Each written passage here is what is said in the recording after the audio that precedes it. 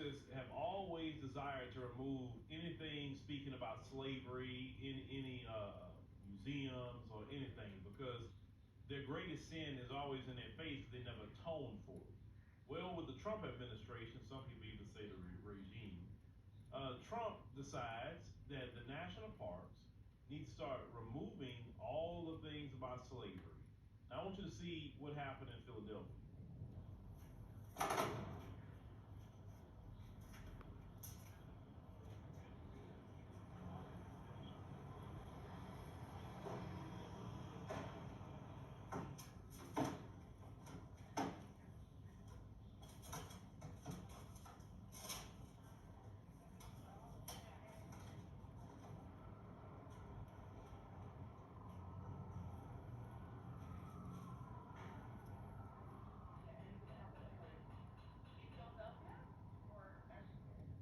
Look, the sin of slavery is on your lineage. It is.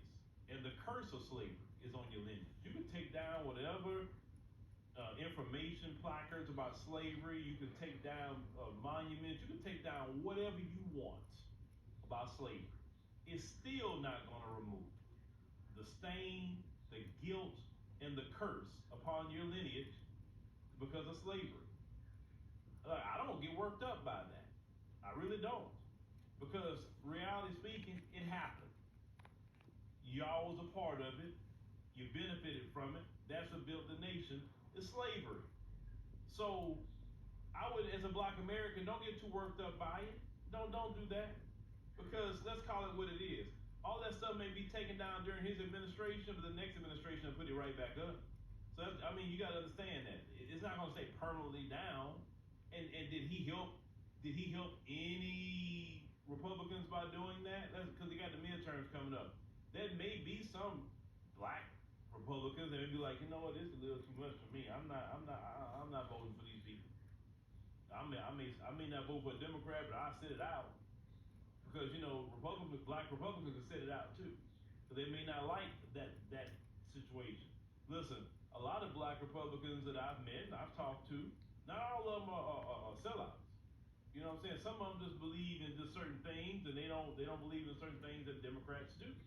But they still, you know, love black people, but they just don't believe in certain things.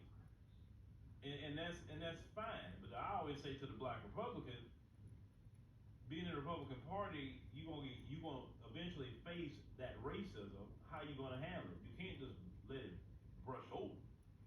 You can't do that. That's why I'm a firm believer. Don't tie yourself to Democrat. Don't tie yourself to Republican. Be an independent. And you can have, because it may be some elements of Democrat you like.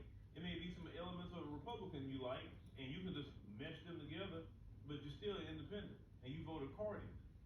I think being an independent is freedom. Nobody can tie you to a party at that point. And they actually have to go work for your vote. True political intelligence is no party, just interest. And interest means independence. That's what that means. If I want to vote in a primary for whatever party, I'll do it for whatever reason. And on the election, if I want to vote for a Democrat, I will. If I want to vote for a Republican, I will. It doesn't matter. There's no straight ticket voter here. It's just an interest-based vote. And as black Americans, we need to be interest-based voters, not party voters. What are you going to do in the interest of black America? And that's all we need to care about. That's it. But let them remove whatever they want to remove. Let's call it what it is. I'm not going to forget slavery. I'm not going to forget my ancestors. My children already know what slavery is and what happened, right? We're not going to stop teaching about slavery. And you're not going to escape it. That's kind of what it is. Because those information placards over there in Philadelphia, that didn't bring the stain of sin on you. It was your actions, not that. If anything, just giving education to people about what happened in America. Instead of using slavery as a story, even though it's horrible, a way that showed that how, as a nation, you overcame it. No, you just don't want to even talk. Let me tell you something about this. You know, it's sad when you're ashamed of your past. A past is so horrible, they don't want people to know about it. They don't want people even talking about their past. That's how horrible their past is. We talk about our past, we talk about great things.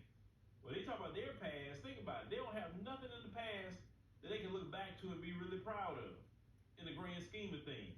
Because maybe something good they did, their anti-black racism, Klan, and everything else canceled it out.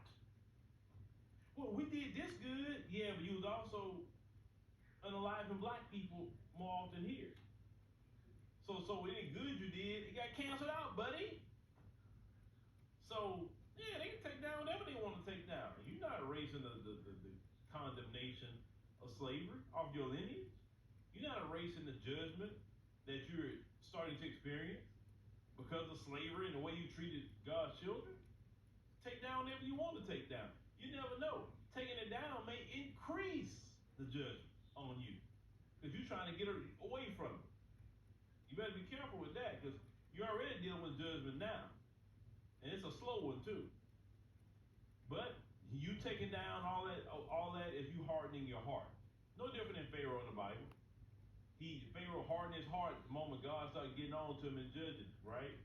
And it took all those plagues for him to get it. That's what it took. So it's just a hardening of the heart. That's all. But just as much as Pharaoh hardened his heart, and eventually he got broke, their heart gonna be broke too. Trust me. Because all the things they're gonna be dealing with, you'll see in 2026 all the things they're gonna be dealing with. They're already losing their mind now. What happened in Minnesota to those two people? The worst state to live in right now is Michigan, and nobody's talking about it. I've spent. Run it up.